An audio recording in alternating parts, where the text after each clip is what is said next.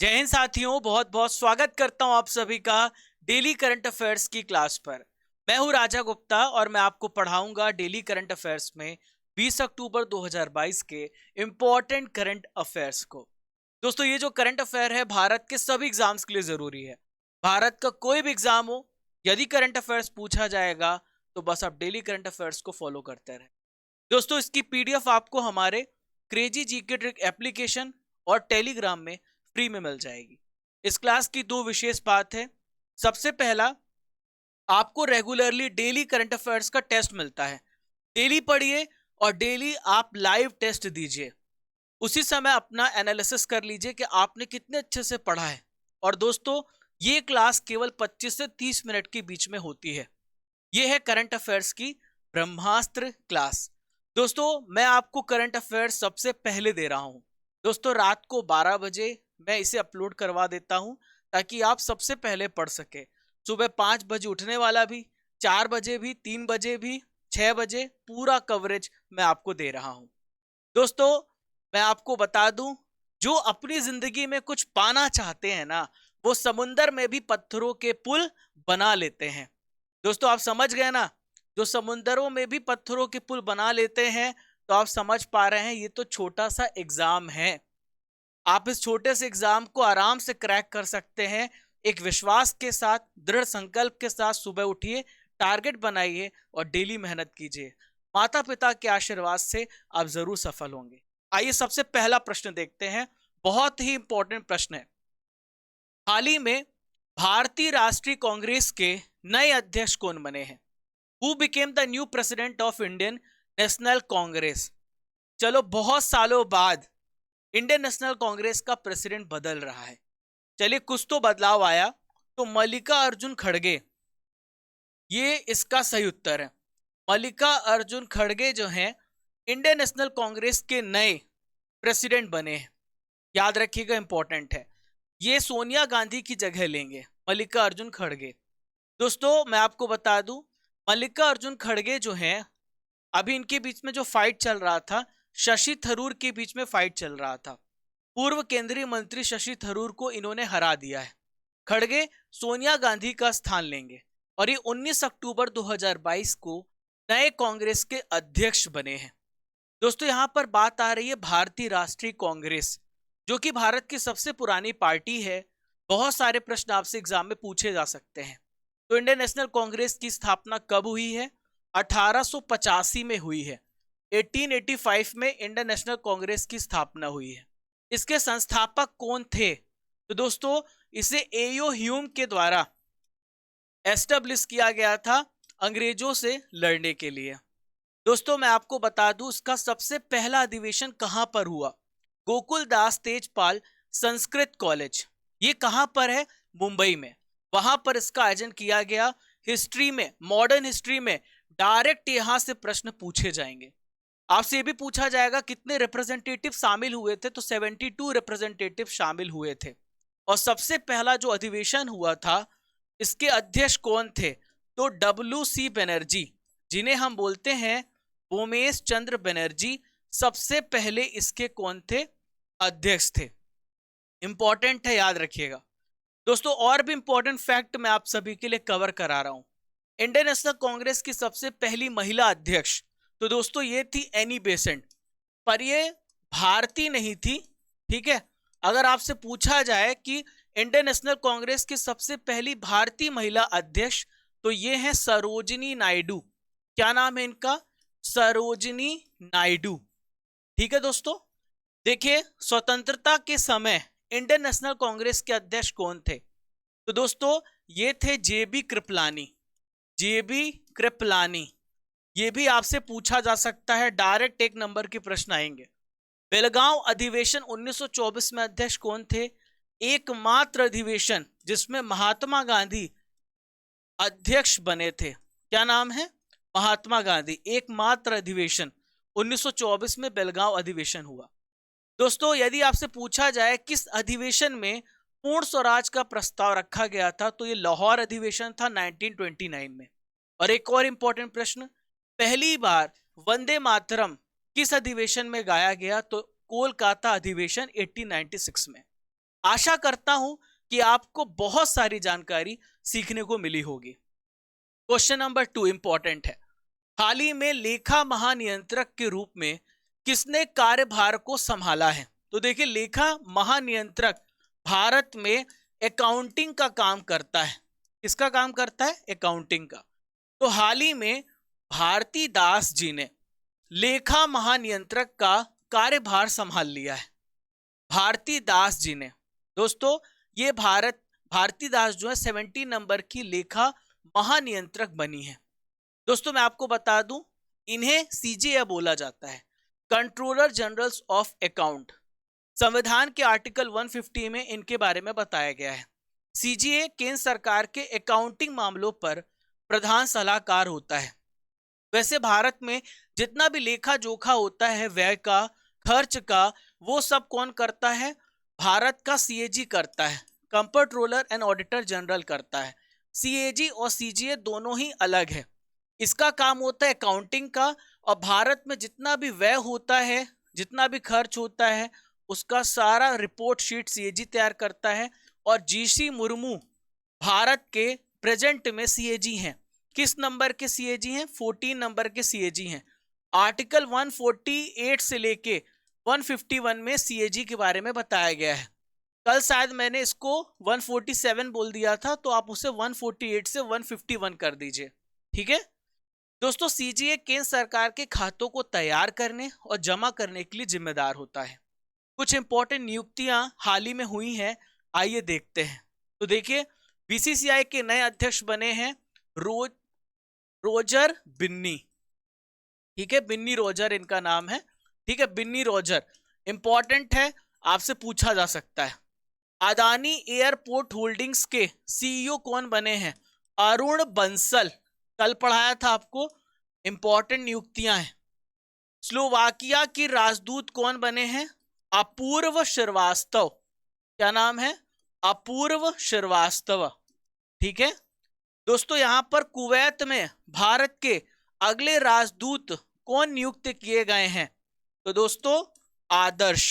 क्या नाम है इनका? आदर्श, ठीक है। सारी इंपॉर्टेंट नियुक्तियां आपको याद रखना है, ठीक है। चलिए, अंडर 23 विश्व कुश्ती चैंपियनशिप में भारत के लिए कांस्य पदक जीतने वाले पहले ग्रीको रोमन रेसलर कौन बने हैं? तो अंडर 23 कैटेगरी में विश्व कुश्ती चैंपियनशिप में भारत के लिए कांस्य पदक जीतने वाले ग्रीको रोमन रेसलर बने हैं साजन भानवाला। क्या नाम है? साजन भानवाला, ये बने हैं दोस्तों। भारत के ग्रीको रोमन रेसलर हैं साजन भानवाला। दोस्तों ये कुश्ती चैंपियनशिप में भारत को इन्होंने ब्रॉन्ज मेडल दिलाया है। और दोस्तों 77 किलोग्राम वेट कैटेगरी में यह पुरस्कार इन्होंने जीता है। दोस्तों मैं आपको बताना चाहूंगा क्या होता है ग्रीको रोमन स्टाइल। दोस्तों इसे आप फ्रेंच रेसलिंग भी कह सकते हो, एक प्रकार की क्लासिकल कुश्ती है। ग्रीको रोमन कुश्ती को सबसे पहली बार 1896 में आधुनिक ओलंपिक में, मॉडर्न ओलंपिक में शामिल किया गया और 1904 से इसे ग्रीष्मकालीन ओलंपिक से हर एडिशन में शामिल किया जा रहा है। देखिए अंडर 23 विश्व कुश्ती चैंपियनशिप कहां पर हुआ है? स्पेन में हुआ है, सेंट्रल पोंटेवेड्रा में, 17 से लेके 23 अक्टूबर के बीच में। यहां पर रेसलिंग फेडरेशन ऑफ इंडिया के बारे में आपको बता दूं, प्रेजेंट में इसके अध्यक्ष हैं ब्रजभूषण शरण सिंह। चलिए दोस्तों क्वेश्चन नंबर 4 को डिस्कस करते हैं। अभी अंतरराष्ट्रीय सौर गठबंधन का भारत पे ही क्या हुआ है? सम्मेलन हुआ, सभी लोग आए। उसका फिर से अध्यक्ष कौन सा देश बना है? तो इंटरनेशनल सोलर एलियंस का फिर से अध्यक्ष देश बना है दोस्तों, भारत बना है। दोस्तों इंटरनेशनल सोलर एलियंस को भारत और फ्रांस ने मिलकर के बनाया है 2015 में। इसमें उन देशों को शामिल किया जाता है जहां पर हीट को यानी सोलर एनर्जी को यूज करने की इनकी एफिशिएंसी ज्यादा होती है। खासकर जो ट्रॉपिकल रीजन में आते हैं वो सभी देश शामिल हैं। अभी प्रेजेंट में इसमें 109 मेंबर हो चुके हैं। तो दोस्तों भारत और फ्रांस जो है, यहां पर देखिए भारत अध्यक्ष होगा और फ्रांस जो है को चेयर बनेगा। केंद्रीय ऊर्जा और नवीन एवं नवीकरणीय ऊर्जा मंत्री कौन है? भारत में राजकुमार सिंह है। कौन है ऊर्जा मंत्री? राजकुमार सिंह है, ठीक है। और फ्रांस के क्रिसोला जाचा रोपोलू सह अध्यक्ष होंगे। याद रखना है, पूछा जा सकता है। दोस्तों, अंतरराष्ट्रीय सौर गठबंधन के महानिदेशक कौन है अभी प्रेजेंट में भारत में?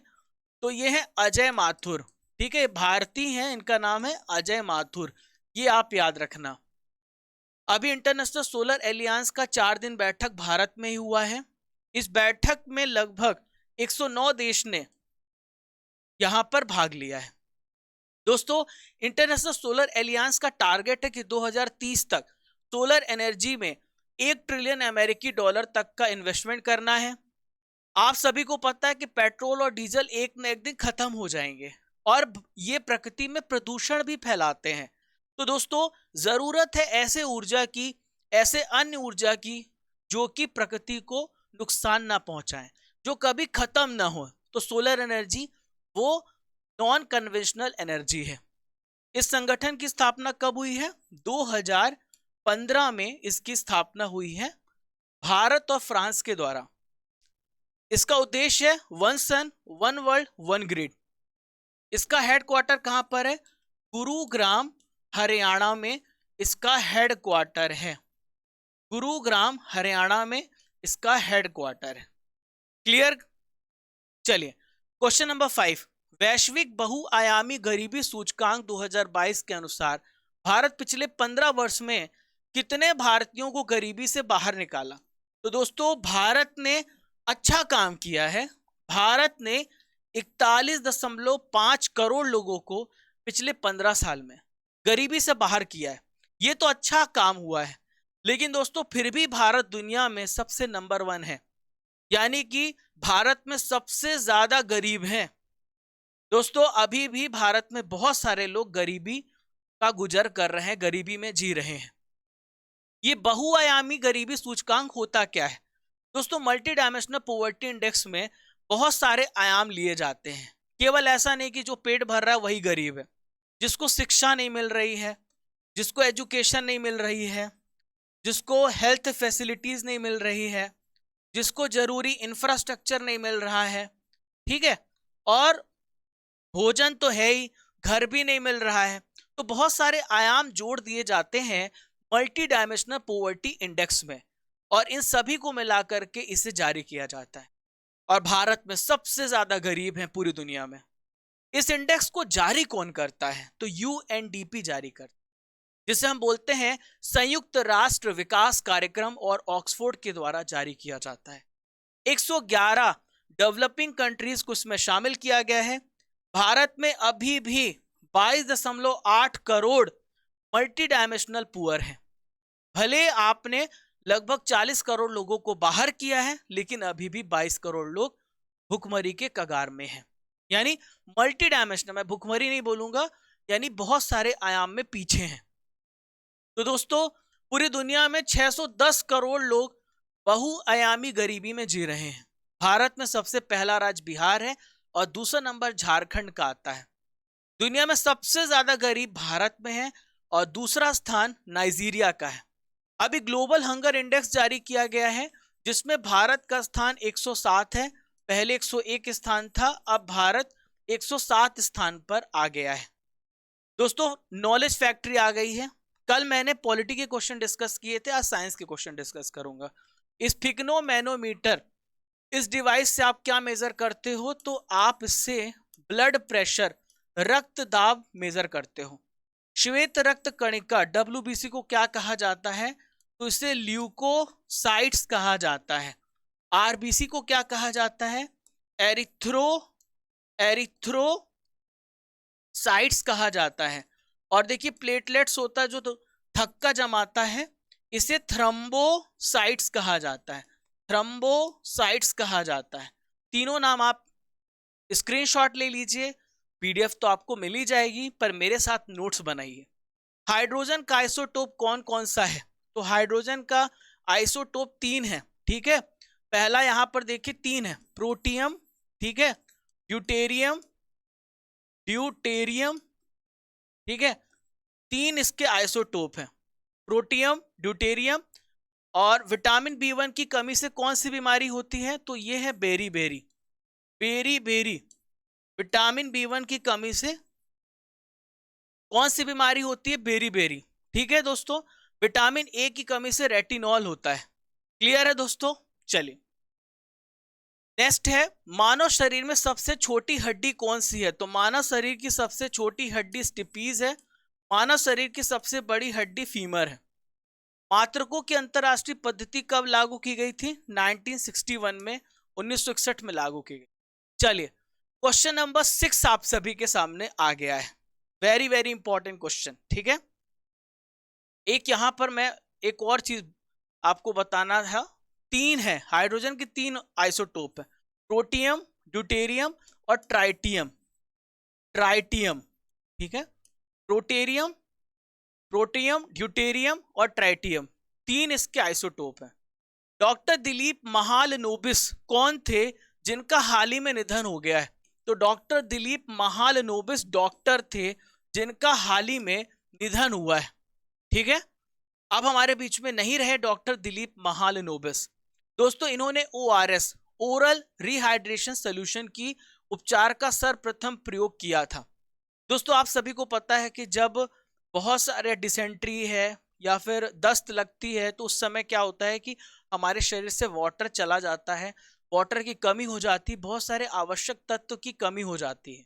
तो ORS हमारे शरीर में एनर्जी को बनाता है और मेटाबॉलिक रेट को भी इंक्रीज करता है। तो दोस्तों इनका जन्म कहां पर हुआ है? पश्चिम बंगाल में हुआ है। इनका संबंध वेस्ट बंगाल से है। ORS जो है इसमें आपको नमक, ग्लूकोज और पानी, इन सभी को ये सभी मिलाया जाता है ORS में। डिहाइड्रेशन की समस्या से निपटने के लिए जरूरी है। दोस्तों 2022 के प्रमुख निधन को यहाँ पर डिस्कस करेंगे जो हाल ही में हुए हैं। पंडित बिरजू महाराज कौन थे? प्रसिद्ध कथक सम्राट थे जो हमारे बीच में नहीं है। हेमानंद विश्वाल उड़ीसा के सबसे पहले आदिवासी मुख्यमंत्री थे। लता मंगेशकर गायिका थी, इनका निधन हो चुका है। शेन वॉन ऑस्ट्रेलियाई क्रिकेटर थे। न्यायाधीश रमेश चंद्र लाहौटी भारत के 35वें CJI थे। प्रफुल्ल कर प्रख्यात ओडिया संगीतकार थे। पंडित शिव कुमार शर्मा ये कौन थे? संतूर वादक थे। इनका हाल ही में निधन हुआ है। शिंजो आबे ये जापान के एक्स क्या थे? प्राइम मिनिस्टर थे। इनकी गोली मार करके हत्या कर दी गई। राकेश झुनझुनवाला इन्वेस्टर थे। ठीक है, इन्हें बिग बुल के नाम से जाना जाता था। चलिए दोस्तों क्वेश्चन नंबर 7 पे आ जाते हैं। बैलोन डी ओर अवार्ड 2022 पुरुष की कैटेगरी में किसे मिला है? तो दोस्तों बैलोन डी ओर अवार्ड करीम बेंजेमा को मिला है। इंपॉर्टेंट क्वेश्चन है, बहुत सालों बाद इसमें ना तो लियोनल मेसी हैं और ना ही क्रिस्टियानो रोनाल्डो हैं। बहुत सालों बाद करीम बेंजेमा को यानी कोई एक अलग खिलाड़ी को यह पुरस्कार मिला है। दोस्तों रियल मैड्रिड के स्टार खिलाड़ी हैं करीम बेंजेमा और पहली बार इन्हें मेंस बैलोन डी ओर अवार्ड मिला है। और दोस्तों ये अवार्ड जीतने वाले 5वें फ्रांसीसी हैं। 16 साल में ऐसा पहली बार हुआ है कि मेसी या रोनाल्डो ये अवार्ड जीतने में नाकामयाब रहे हैं। ठीक है, महिलाओं की कैटेगरी में स्पेन की एलेक्सिया पुटेलेस को यह अवार्ड मिला है। आप स्क्रीनशॉट ले सकते हैं, नोट्स भी बना सकते हैं। दोस्तों बैलोन डी ओर अवार्ड है क्या? तो दोस्तों हर साल दिया जाता है। एक फ्रेंच समाचार, French newspaper magazine France football के द्वारा 1956 से प्रदान किया जा रहा है। सबसे अधिक बार लियोनल मेसी ने जीता है, 7 बार यह अवार्ड इन्होंने जीता है। दोस्तों हाल ही में प्रदान किए गए पुरस्कार का रिवीजन करते हैं। कल ही मैंने पढ़ाया था, बुकर पुरस्कार 2022 शेहान करुणा तिलका को मिला है। ये श्रीलंका के हैं, है ना, श्रीलंका के दूसरे ऐसे लेखक हैं जिनको यह पुरस्कार मिला है। World green city award 2022 Hyderabad को मिला है। नेक्स्ट है शस्त्र रामानुजन पुरस्कार 2022 यूनकिंग टैंक को मिला है। नानसेन पुरस्कार शांति के क्षेत्र में एंजेला मार्कल को मिला है। अमेरिका में लाइफ टाइम अचीवमेंट पुरस्कार डॉक्टर विवेक लाल को मिला है और चिकित्सा का नोबेल पुरस्कार स्वांते पाबो को मिला है। ठीक है, चलिए क्वेश्चन नंबर 8, निहोंशु के लिए किस देश के दूतावास ने पहली बार जीआई टैग प्राप्त करने के लिए आवेदन किया है? निहोंशु है क्या? निहोंशु एक प्रकार का शेक है, जापानी शेक है जो चावल से बनाया जाता है। तो दोस्तों ये दूतावास है जापान का, ठीक है। जापान का जो दूतावास है उसने कहा है कि निहांशु को जीआई टैग दे दो। तो नई दिल्ली में है जापान का दूतावास, इसने जापानी शेक के लिए जीआई टैग की मांग की है। और पहली बार ऐसा हो रहा है कि जब जापान ने किसी अपने उत्पाद के लिए जीआई टैग के लिए आवेदन किया है। दोस्तों जापान में चावल से बनाया जाता है ये पेय पदार्थ निहोंशु, कई जगह पर इसका इस्तेमाल किया जाता है। त्योहारों में, शादियों में, बहुत सारे अवसरों में निहांशु पिया जाता है। दोस्तों जीआई टैग क्या होता है? दोस्तों जीआई टैग को बोलते हैं ज्योग्राफिकल इंडिकेटर्स, यानी किसी भी राज्य का, किसी भी देश का, किसी भी व्यक्ति का एक अपना विशिष्ट उत्पाद होता है, वो उसकी ओरिजिनलिटी होती, पहचान होती है, उसे हम जीआई टैग कहते हैं। दोस्तों भारत में जो जीआई टैग है geographical indications of goods registration and protection act 1999 के तहत दिया जाता है और ये अधिनियम 15 सितंबर 2003 से प्रभावी हुए। भारत का सबसे पहला प्रोडक्ट दार्जिलिंग चाय था जिसे जीआई टैग मिला है। क्वेश्चन नंबर 9, सर्बियाई वैज्ञानिकों ने किसके नाम पर बीटल की एक नई प्रजाति का नाम रखा है? तो दोस्तों नोवाक जोकोविच के नाम पर बीटल की प्रजाति का नाम रखा है। देखिए नोवाक जोकोविच सर्बिया के प्लेयर हैं, राफेल नडाल स्पेन के खिलाड़ी हैं, डैनियल मेदवेदेव रशिया के प्लेयर हैं और सेरेना विलियम्स यूएसए की प्लेयर हैं, अमेरिका की प्लेयर हैं। स्क्रीनशॉट ले सकते हैं, नोट्स बनाइए, ठीक है। चलिए तो दोस्तों बीटल एक प्रकार का क्या है? इंसेक्ट है, कीट है। दोस्तों ये अपनी ताकत, लचीलेपन, गति के लिए जाना जाता है, किसी भी वातावरण में जीवित रह सकता है, इसकी इतनी कैपेसिटी है। इसका नाम है डुवेलियस डोकोविसी। दोस्तों नोवाक जोकोविच को 21 ग्रैंड स्लैम मिल चुका है, सबसे ज्यादा ग्रैंड स्लैम राफेल नडाल को मिला है 22 बार। आज का आखिरी प्रश्न, दुर्गावती टाइगर रिजर्व किस राज्य में स्थापित किया जाएगा? तो दोस्तों इसे एमपी में, मध्य प्रदेश राज्य में दुर्गापुर टाइगर रिजर्व को स्थापित किया जाएगा। दोस्तों पन्ना टाइगर रिजर्व के बाघों के लिए दुर्गावती टाइगर रिजर्व एक नया रिजर्व की मंजूरी मिल गई है जो कि नरसिंहपुर, सागर जिला और दमोह में फैला हुआ है। मध्य प्रदेश में टोटल देखिए यहां पर टोटल जो है 1 2 3 4 5 6 7 8, तो दोस्तों 8 यहां पर है, 6 राष्ट्रीय उद्यान और 1 अभ्यारण्य है जहां पर टाइगर का कंजर्वेशन किया जाता है। सबसे पहला कान्हा राष्ट्रीय उद्यान है, दूसरा बांधवगढ़, तीसरा पेंच, सतपुड़ा, संजय डुबरी, पन्ना, पालपुर कूनो राष्ट्रीय उद्यान और रातापानी राष्ट्रीय अभ्यारण्य यहाँ पर प्रस्तावित रायसेन में। तो दोस्तों सबसे ज्यादा नेशनल पार्क किस राज्य में है? एमपी में है। सबसे ज्यादा बाघ कहां पर है? एमपी में है सबसे ज्यादा बाघ। दूसरे नंबर पे कर्नाटक है, इसे टाइगर स्टेट कहा जाता है। सबसे ज्यादा तेंदुए, लेपर्ड कहां पर है? एमपी में है। सबसे ज्यादा वुल्फ कहां पर है? वुल्फ स्टेट भी एमपी है, ठीक है। क्लियर है दोस्तों? इसे सोया स्टेट भी कहा जाता है, हार्ट ऑफ इंडिया भी कहा जाता है एमपी को। बहुत सारी जानकारी आपको यहां से मिल जानी चाहिए, आप पढ़ते रहें। दोस्तों करंट अफेयर्स की रसमलाई, अप्रैल महीने का करंट अफेयर्स खत्म हो चुका है, मई महीने के इंपॉर्टेंट करंट अफेयर्स। राष्ट्रीय अनुसूचित जाति आयोग के द्वारा अध्यक्ष कौन बने हैं? तो दोस्तों इनका नाम है विजय सांपला। भारत और किस देश के राजनयिक संबंधों के रिलेशन के 70 साल पूरे हो गए हैं? तो दोस्तों भारत और जापान के 70 साल पूरे हो गए हैं। भारतीय नौसेना द्वारा किस मिसाइल के एंटी टैंक संस्करण का सफलतापूर्वक परीक्षण किया गया? तो यह है ब्रह्मोस। दोस्तों ब्रह्मोस को भारत और रशिया ने मिलकर बनाया है।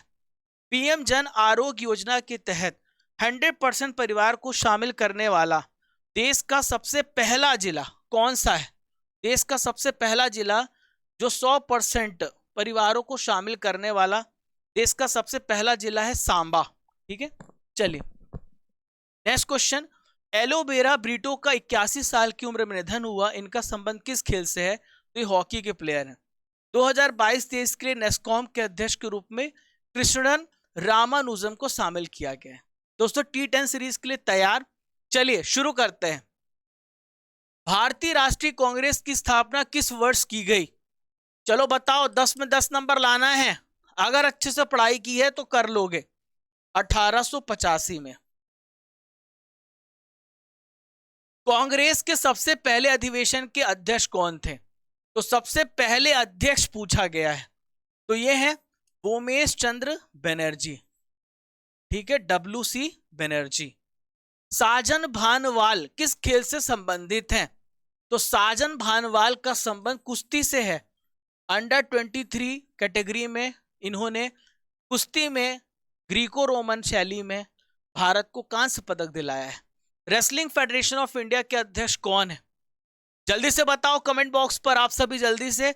ब्रिजभूषण शरण सिंह। अंतरराष्ट्रीय सौर गठबंधन की स्थापना किस वर्ष हुई है? 2015 में हुई है। अंतरराष्ट्रीय सौर गठबंधन का हेडक्वार्टर कहां पर है? तो दोस्तों इसका हेडक्वार्टर है गुरुग्राम, हरियाणा में।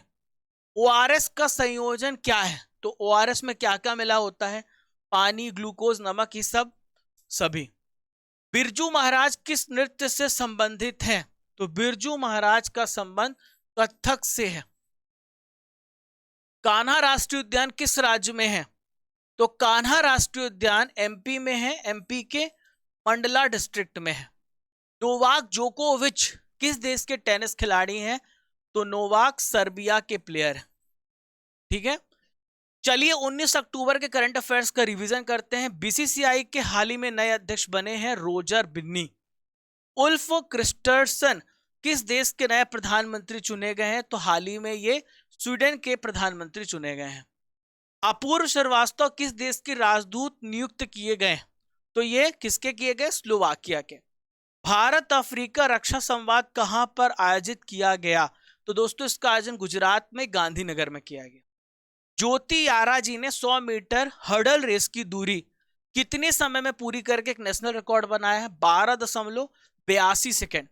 शिहान करुणा तिलका किस देश के लेखक हैं जिन्हें बुकर पुरस्कार 2022 मिला है? तो दोस्तों श्रीलंका के प्लेयर हैं।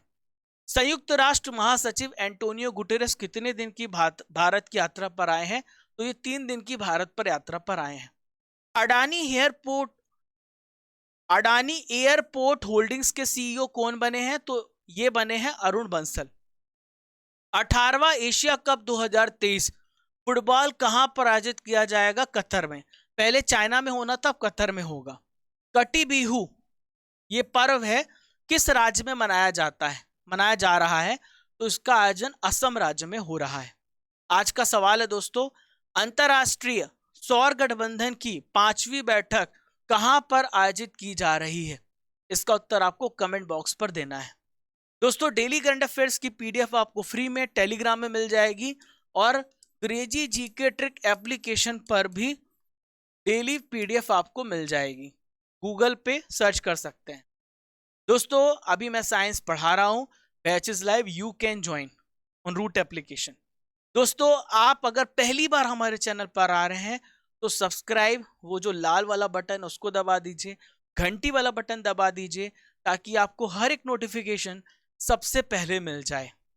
दोस्तों करंट अफेयर्स मात्र 25 से 30 मिनट में हम कराते हैं, कम समय में सबसे पहले करंट अफेयर्स आपको देते हैं। वो भी कोशिश यही है आपके समय को बचाना, क्योंकि आपका जो समय है, टाइम बहुत कीमती है। अगर सेशन अच्छा लगा हो तो जरूर शेयर कीजिए अपने दोस्तों को ताकि वो भी इसका फायदा उठा सके, अगर आपको मेहनत अच्छी लगी हो। तो दोस्तों मिलते हैं फिर कल इसी ऊर्जा, इसी जोश के साथ। जब तक तोड़ेंगे नहीं तब तक छोड़ेंगे नहीं। पढ़ते रहिए, बढ़ते रहिए। दोस्तों जीवन मिला है, कुछ करके जाएंगे, ऐसे थोड़ी जाएंगे, मरना तो है ही, एक दिन कुछ बड़ा करके जाएंगे। तो दोस्तों तब तक के लिए राजा का जय हिंद, जय भारत।